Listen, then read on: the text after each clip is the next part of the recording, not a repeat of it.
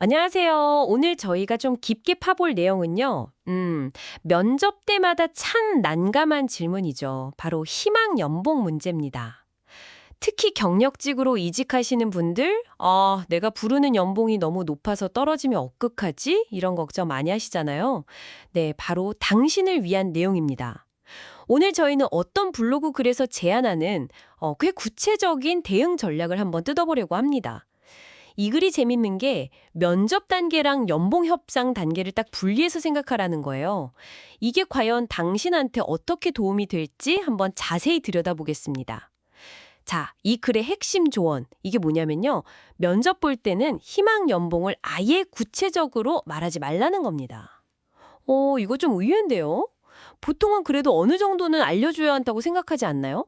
네, 맞아요. 그게 좀 일반적인 생각일 수 있는데 이 글의 포인트는 바로 그겁니다. 면접이랑 연봉 협상은 완전히 다른 게임으로 봐야 한다는 거죠. 생각해보면 면접관은 당신이 뭐 얼마를 받고 싶다 이것보다는 당신 능력이 어떤지, 경험이 우리 회사랑 잘 맞는지 여기에 훨씬 더 관심이 많다는 거예요. 그러니까 면접 단계에서 괜히 좀 높은 금액 불렀다가 다른 건 다 좋은데 연봉 때문에 안 되겠네? 뭐 이런 상황, 이걸 피하자는 거죠.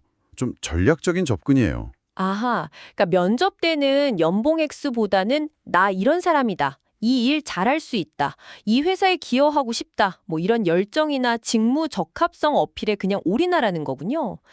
근데요, 만약에 면접관이 좀 집요하게 물어보면요.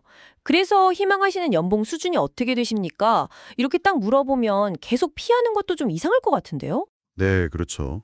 계속 피하면 오히려 좀 그럴 수 있죠. 그래서 이 글에서도 그럴 때 쓸만한 답변 요령을 제시하는데요. 예를 들면 이런 식이에요.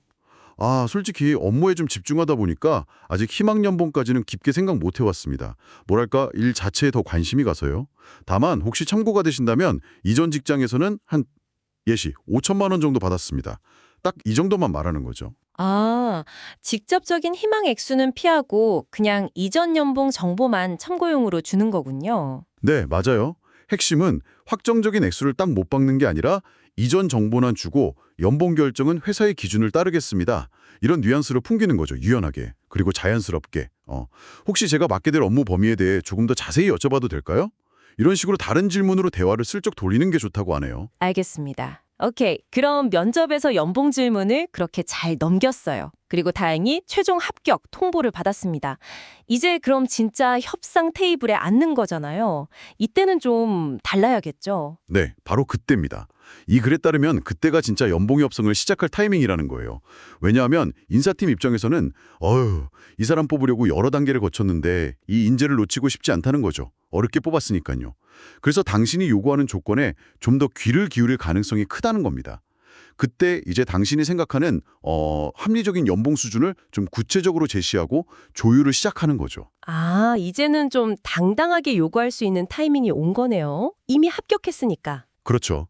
면접을 통해서 당신의 가치는 어느 정도 입증이 된 상태니까요. 근데 만약에요, 인사팀에서 면접 때 희망연봉란 비워둔 거 딱 짚으면서 이때 왜 안 쓰셨어요? 라거나 아니면 저희 내부 기준으로 볼 때 이전 연봉 고려해서 이 정도 생각하는데요. 하고 먼저 좀 낮은 금액을 제시하면요. 그때는 어떻게 대응해야 할까요? 그럴 수 있죠. 이 글에서는 그럴 때도 방법이 있다고 하는데요. 이렇게 말하라고 조언해요. 네, 면접 볼 때는 사실 구체적인 액수를 말씀드리기가 좀 조심스러웠습니다.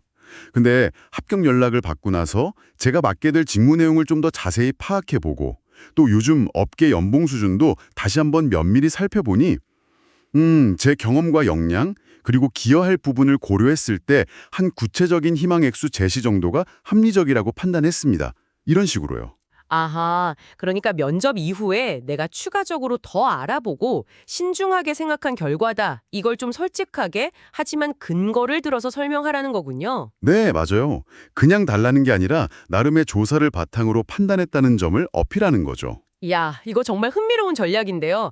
사실 그냥 뭐 처음부터 솔직하게 저 얼마 원합니다 하는 게 속 편하다고 생각할 수도 있잖아요. 그렇죠. 뭐 그런 방법도 당연히 있고요. 근데 이 글 저자는 자기 경험상, 그러니까 본인이 인사팀에서 오래 일하고 면접도 많이 본 경험에 비춰봤을 때 이렇게 좀 간접적으로 단계를 나눠서 접근하는 게 실제로 합격률도 높이고 또 만족스러운 연봉 협상 성공 사례로 더 많이 이어졌다고 꽤 강하게 이야기하고 있어요. 네, 그만큼 실전에서 효과를 봤다는 자신감이 묻어나는 거죠. 네.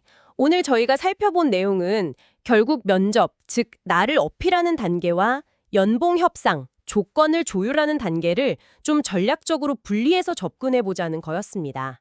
확실히 좀 신중하게 소통해야 하고 또 어느 정도 자신감도 필요한 그런 전략인 것 같아요. 맞아요.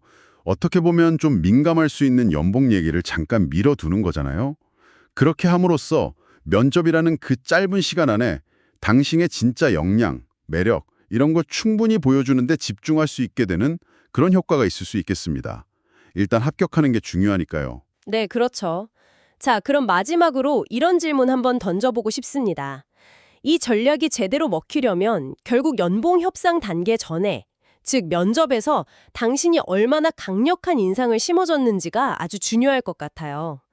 그렇다면 나중에 있을 연봉 협상을 미리 좀 염두에 두고 이 면접 준비 단계에서 당신의 가치를 지금보다 더 효과적으로 어필하기 위해서 구체적으로 어떤 점들을 더 보강하고 강조할 수 있을까요?